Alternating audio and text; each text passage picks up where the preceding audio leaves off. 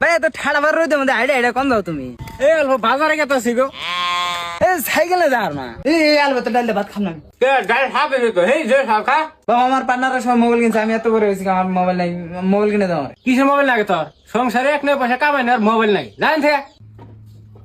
সংসার আইনতি হবো কোন থেকে, কামাই থাকা লাগবো না। আর 6 মাস ধরে বহা কর্জ দাঁড় করে আর কতই চলমু কও। টানা টানা সংসার, এইদিকে খেত খোলা যা আসাল সব নাগে শেষ দিয়ে দিছি। স্কুলে মোটামুটি পুলান 3 জনে খরচ দেন নাগে মাসে 1000 টাকার মতো। আর তো কাপড় চোপড়ে তোমার কয় লাগবো না। এই এক জোড়া সিরাগুঞ্জিটা বুড়গুড়ে শোনে থেকে চলতাছি, তা বলে তোর মনে আখ্যাপ রাহি না।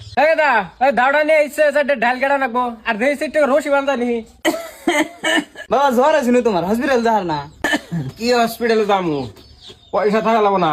শুনুন গেদা সাইকেল কিনে দিবার কয়, ডেলি ডেলি রইতে মধ্যে গেদা ডেলি স্কুলে যায়। আমার তো মনে চায় কিনা দিবা, কিন্তু কি করবো পয়সাই নাই। কোন থেকে যে 1 টাকা কামাই করবো সেই ব্যবস্থাটাও নাই। কামলা যদি মাসে কামলাও না। ভাবতেছি বিদেশ যাবো, বিদেশে যাই যদি এখন কামাই করে দেখারি।